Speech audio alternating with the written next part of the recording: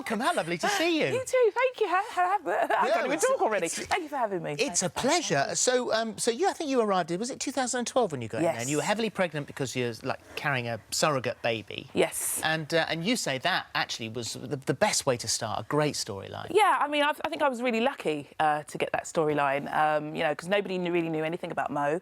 Everybody on Twitter was saying that obviously she's going to give birth, probably in her first episode, and then that'll be end of her. But nobody knew, you know, where the story was going, apart from Johnny, played by Michael Thompson. And to be a surrogate, I think, is quite amazing. And to be given that storyline as a new character, I think, you know, they really trusted me.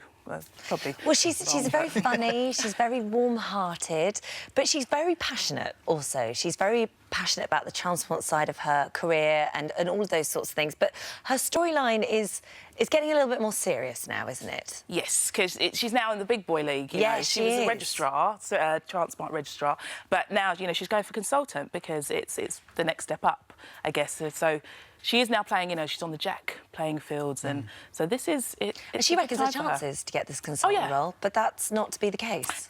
No, she thinks definitely it's hers. She's a shoo-in, you know, but no, this lovely gentleman comes in called oh gosh, I should know this. Sir Dennis Hopkins Clark. Dennis Hopkins Clark. Sir Dennis Hopkins, there he is. Played by the lovely Rupert Fraser. He comes in and he takes the job from right underneath her nose. And, but it's a bit of an old boys' network going on here. Absolutely. Because he takes the job from under the nose. She was definitely the best person for the job. Yeah. Then he gets in the theatre and he panics. He hasn't been in. You find out that he hasn't been in theatre for 5 years. Exactly. So he really shouldn't be operating. He could kill this patient.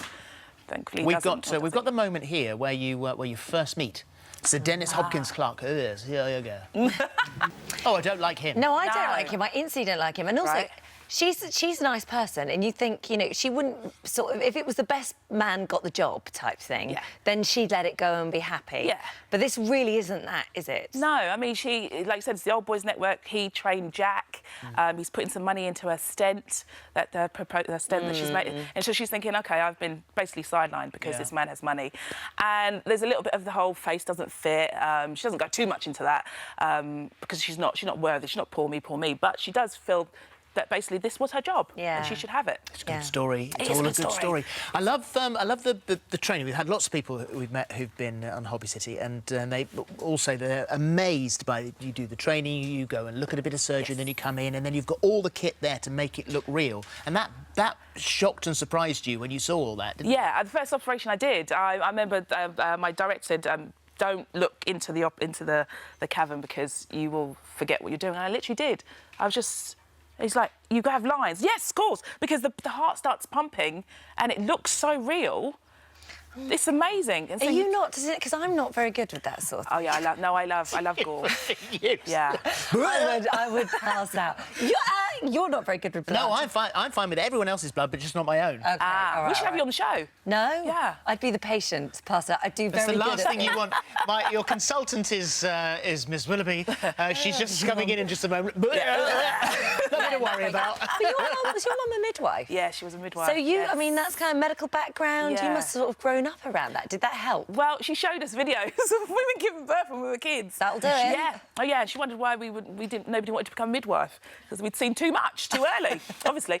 But yeah, no. I remember when I first started, and I'd ask her about certain medical words and how to pronounce them, and she would help me. And she'd say, "Oh yeah, I know what that is," and da da da da. So yeah. Are there days when you look at the script and think, "Oh my God, how am I going to learn that?" Yeah, literally. There's one. My favourite word ever is lymphangioliomyomatosis. And what is that? No idea. No idea. Lymphangioliomyomatosis. Lymphangiolio. Myomatosis. See, you could do it. Lymphangioliomyomatosis. We've got a new nurse here, guys. I don't think so. I've started writing down all my words now. I had Libby Langsdale's living lung lobe transplant. What? Yeah. Was that an actual line? That was a line, yeah. Why would they do that? I think the right hated me. Sitting there going, yeah, try and say that. But no. Well, it's lovely to see you. Holby City, brilliant. of course, tonight at 8 on BBC One. And thank you. Thank you very much. Thank you for having me. Thank you.